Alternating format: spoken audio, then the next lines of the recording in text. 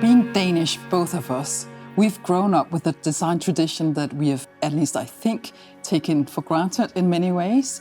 Do you think that because in Denmark we have such a strong design tradition, that we have something special, a special approach towards design being Danes? Well, we are in many ways surrounded by good design. Homes, schools, public institutions, urban space, everything. And at the same time, since we have been used to this kind of refinement, you can even say, and I think that's why when we have international visitors in Denmark, they are sort of overwhelmed when they look at the design tradition in Denmark and they consider it to be rich and in many ways outstanding. And we're just, oh, is that something special? Which is kind of naive, but yeah, it's in our DNA. It's embedded in our DNA, so to speak, yeah. And we have, of course, a lot of names running through our heads when we talk about Danish designers. Let me pick on just one, Anie Jacobsen, who is, of course, known worldwide for a very, very broad design legacy. One of the things that he did was he designed not only items, he designed like whole spaces where everything has been touched by his hand. Which we call a Gesamtkunstwerk, something where everything is working together and where you really create this kind of ambience. It's also to have this kind of openness to the quality of design. You know that the devil is in the detailers, and you have this idea of nothing is too small to draw attention from the design, no, the architect. But he was absolutely extraordinary when it comes to that. When he designed things, he started with the door handle, and then you enter the building, and then everything, it goes the whole way through. He do the wallpaper, he do the carpets, he do the furniture. He even go into the kitchen and design the cutlery. Wonderful taps, also designed many, many decades ago. Extremely modern. Extremely modern. And when you tell people that they are actually quite old, they are just, no, stop, you're kidding, because it doesn't look like that.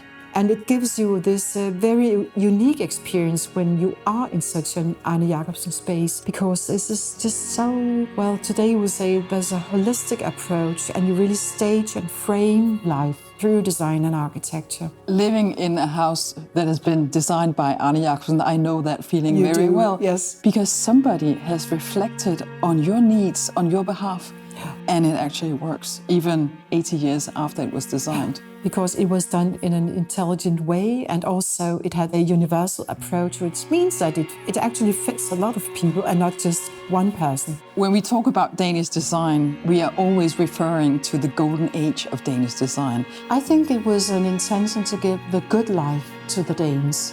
Because also, in my perspective, Danish design has to do with a good life. It was a priority from government and municipalities that you should actually invest heavily in good design. So we had this wonderful design implemented, and that was a very good beginning because that was a common platform. It was for everyone. And from that point, then the development of Danish design and this kind of very refined and good and solid tradition, it took its starting point. It is recognition of people's need at a very basic level. It's also a very equal condition for everyone, giving each and single citizen the opportunity to fulfill a meaningful life. You talk about design as a tools of creating a society specific for the Golden Age, or is that the way we still approach design in Denmark? I think in the 21st century, we have had a new take on design, where we have the Golden Age and then icons and classics and what will the future tell and show and need. And then suddenly there came this new awareness. You had this focus on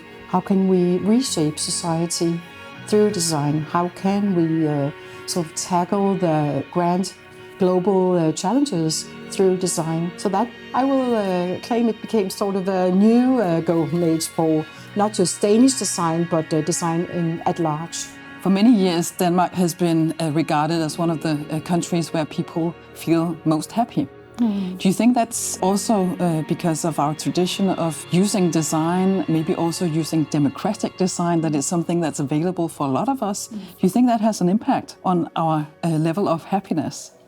We have quite a tradition in Denmark, a legacy for the good design for everyone. And now you mentioned democratic design and accessible, universal, inclusive design, you can also name it. I think the reason why we in Denmark have such a thing as regarding design to be for everyone, it's because of our cultural values. We also have this embracing inclusive design, which makes us happy.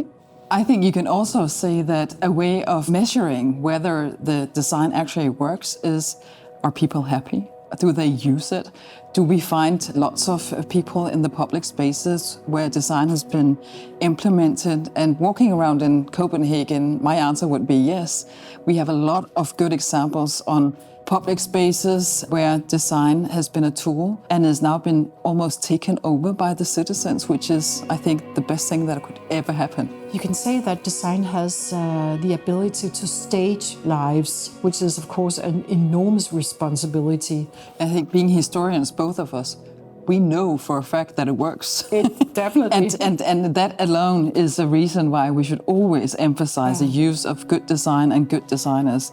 And we are very happy to live in a country where we have good design educations. Yeah, it is. And one of the things they are doing is that they are actually looking back at the students and get inspiration from history. And that's very important, not just to have this accelerating development where you want to find out new and produce new things, but you also say, what have we learned from history? How can we go back and become even better?